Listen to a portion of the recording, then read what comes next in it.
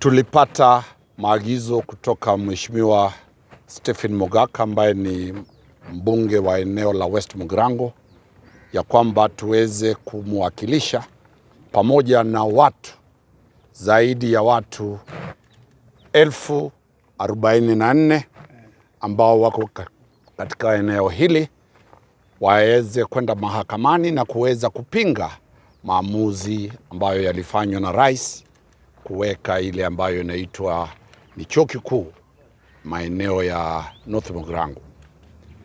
Kisha niliporudi katika sheria nilipata ni swala matatu. Kwa hivyo nimeleta mahakamani leo maswala matatu.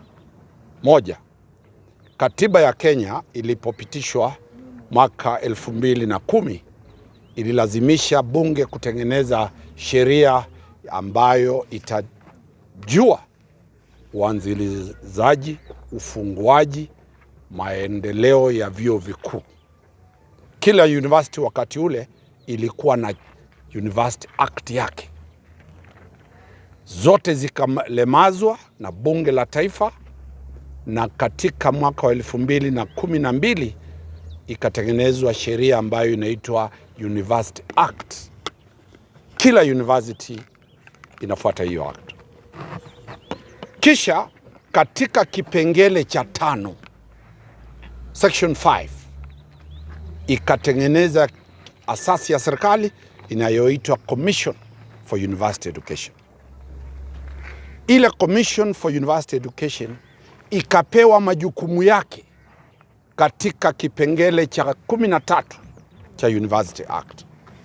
Majukumu ya Commission for University Education ni kuanzisha vyuo na kufunga vyuo, kuangalia ni masomo yapi yatafanywa katika kila university, na kwa sababu hiyo rais najua kulikuwa akifanya yale maagizo.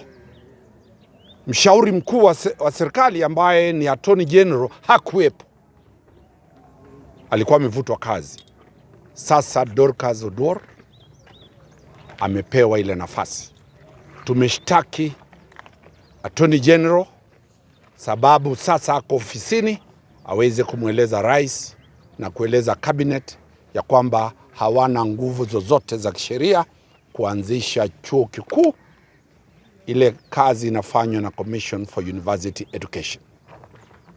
Pili, tumeweza kuangalia sheria ya Ethics and Anti-Corruption Commission Act na tukaweza kupendekeza kwamba kuna ushahidi wa kutosha ya kuonyesha kwamba fedha za watu wa Nyamira zilizokuwa zimetengwa,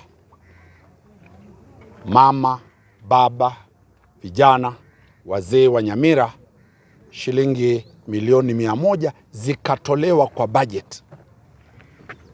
Ile budget ikitolewa, spika wa bunge la Nyamira wakati huo ambaye sasa ni mheshimiwa wa eneo la Kiabonyoro, North Mugirango, walipitisha shilingi milioni 100 zikanyanganywa wananchi wa eneo la kaunti ya Nyamira. Tumependekeza kwamba lazima ule DPP na lazima kufuata kipengele cha 157 ambacho kinampa nguvu ya kumlazimisha Inspector General Police ambaye ni ofisi iliyotengenezwa na kipengele cha 244 na 245 cha katiba, the National Police Service, kufanya uchunguzi na kuwakamata. Hii mahakama, watu wa Nyamira wanataka kusimama na kuona wezi wakishtakiwa hapa na wakifungwa katika jela ambayo iko katika Nyamira County. Mwisho, maamuzi ya ni wapi university inakuwa katika ile act, ni lazima wenyeji waweze kujumuishwa, public participation ambayo ni kipengele cha 10 cha katiba ya Kenya. Haijafanyika public participation. Watu hawajaulizwa.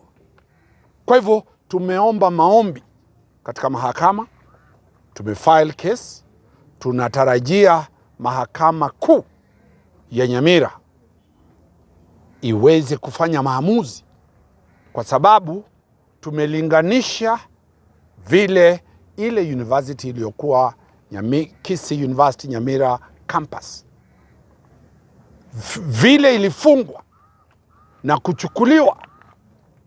Tukiketi na kuangalia, hata hii mahakama iliyo hapa nyuma itafungwa, ibebwe, ichukuliwe kwengine. Kwa hivyo wananchi tunawasihi mkuwe imara, vile ambavyo ni vyetu tutavilinda kwa njia zozote za kikatiba.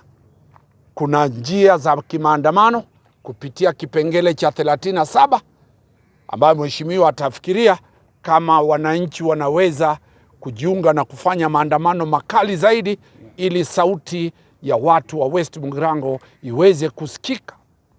Pili, sheria.